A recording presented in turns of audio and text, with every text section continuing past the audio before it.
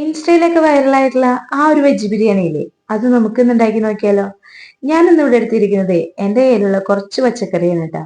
അതില് ബീൻസ് ഉണ്ട്, ക്യാരറ്റ് ഉണ്ട്, പൊട്ടറ്റോ ഉണ്ട്, കുറച്ച് ഇഞ്ചി വെളുത്തുള്ളി പേസ്റ്റും, കുറച്ച് തൈരും, മുളക് പൊടി, മഞ്ഞൾപ്പൊടി, ഗരം മസാല, അരിഞ്ഞെടുത്ത ഒന്നോ രണ്ടോ പച്ചമുളകും, കുറച്ച് കുതിർത്തെടുത്ത ഗ്രീൻസും.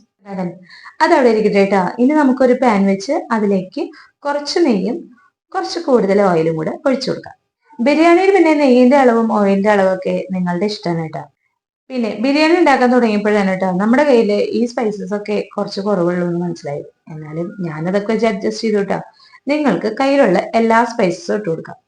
അതൊക്കെ ഒന്ന് പൊട്ടി വരുമ്പോൾ അതിലേക്ക് അരിഞ്ഞു വെച്ച കുറച്ച് സവാളയും കുറച്ച് തക്കാളിയും കൂടെ സവാളയും നന്നായി വാടി വന്നു കഴിഞ്ഞാൽ നമുക്ക് അതിലേക്ക് ചെറുതായി അരിഞ്ഞെടുത്ത മല്ലിയിലയും പുതിനയിലയും ചേർത്ത് കൊടുക്കാം. കൂട്ടത്തിൽ നമുക്ക് കുറച്ച് കസ്തൂരി മെത്തിയും കൂടെ ചേർത്ത് കൊടുക്കാം. ഒന്നുമില്ലടോ, നമ്മുടെ ഉലുവയുടെ ഇലയില്ലേ, അത് ഉണക്കി പൊടിച്ചാണ് ഈ സംഭവം. ഉണ്ടെങ്കിൽ ഇട്ടാൽ മതി കേട്ടോ, അതൊക്കെ ഓപ്ഷണലാ. അതൊക്കെ ഇട്ട് ഒന്ന് ഇളക്കി കൂട്ടി കഴിഞ്ഞാലുണ്ടല്ലോ, നമ്മൾ മാറ്റി വെച്ചിരിക്കുന്ന ആ വെജിറ്റബിൾസും പൊടികളൊക്കെ ഉണ്ടല്ലോ, അതൊക്കെ ആ തൈരിലിട്ടൊന്ന് കൂട്ടിക്കുഴച്ച് അതിലേക്ക് ചേർത്ത് കൊടുക്കാം.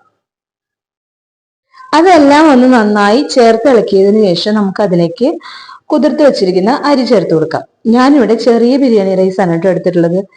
ഒരു ഗ്ലാസ് അരിക്ക് 1.5 ഗ്ലാസ് വെള്ളം എന്ന അളവിലാണ് ഞാൻ വെള്ളം ചേർക്കുന്നത് കേട്ടോ. അരിയും കൂടെ ചേർത്ത് നമുക്ക് 1-2 മിനിറ്റ് നന്നായി ഒന്ന് വഴറ്റണം കേട്ടോ. അരിയിലെ ആ ഒരു ഈർപ്പം ഒക്കെ മാറി ഒന്ന് റോസ്റ്റ് ആയി വരുന്നത് വരെ ഒന്ന് വഴറ്റിയെടുക്കാം.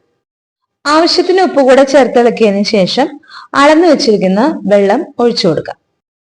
വെള്ളം നന്നായി തിളച്ചു വന്നു കഴിഞ്ഞാൽ നമുക്ക് അടച്ചു വെച്ച് മീഡിയം ടു ലോ ഫ്ലെയിമിൽ 10 മിനിറ്റ് കുക്ക് ചെയ്തെടുക്കാം. ഇടയ്ക്ക് ഇതുപോലെ ഒന്ന് തുറന്ന് ഇളക്കി ചേർത്ത് അടച്ചു വെക്കാം. അരിയിലേക്ക് വെള്ളം ഒഴിക്കുമ്പോൾ ഞാൻ കുറച്ച് നാരങ്ങ നീര് കൂടെ ചേർത്ത് കൊടുത്തിട്ടുണ്ട് കേട്ടോ. ഞാനത് പറയാൻ വിട്ടുപോയതാണ്. ചോറ് വെന്ത് വരുമ്പോൾ അത് കുഴഞ്ഞു പോകാതിരിക്കാൻ നാരങ്ങ നീര് ഒഴിക്കുന്നത് നല്ലതാണ്. ഇപ്പൊ നമ്മുടെ റൈസ് നല്ല കറക്റ്റ് പാകത്തിന് വെന്ത് വന്നിട്ടുണ്ട് കേട്ടോ. ഇനി അതിലേക്ക് നമുക്ക് ഒന്ന് അലങ്കരിക്കാം. കുറച്ച് മല്ലിച്ചപ്പും പുതിനയിലയും അരിഞ്ഞത് അങ്ങോട്ട് ചേർത്ത് കൊടുക്കാം. കുറച്ച് കാഷ്യൂനട്ടും മുന്തിരിയും കൂടെ നെയ്യിൽ വറുത്ത് അങ്ങോട്ട് ചേർത്ത് കൊടുക്കാം. അലങ്കാരത്തിന് കുറച്ച് സവാളയും കൂടെ വറുത്തിട്ടോ. അപ്പോ ഇതാണ് നമ്മുടെ വെജ് ബിരിയാണി, വൈറലായിട്ടുള്ള വെജ് ബിരിയാണി. ഒന്ന് ട്രൈ ചെയ്ത് നോക്കടോ, എന്തായാലും ഇഷ്ടപ്പെടും. ഇഷ്ടപ്പെട്ടെങ്കിൽ മാത്രം നമ്മുടെ വീഡിയോയ്ക്ക് ഒന്ന് ലൈക്ക് ചെയ്യാനും നിങ്ങളുടെ ഫ്രണ്ട്സിനൊക്കെ ഒന്ന് ഷെയർ ചെയ്ത് കൊടുക്കാനും ഉണ്ടാക്കി നോക്കിയിട്ടുള്ള അഭിപ്രായം കമന്റ്സിലൂടെ എന്നെ അറിയിക്കാനും മറക്കരുത് കേട്ടോ. അപ്പൊ പുതിയൊരു വീഡിയോയിൽ നല്ല വിശേഷങ്ങളായിട്ട് നമുക്ക് പിന്നെ കാണാം.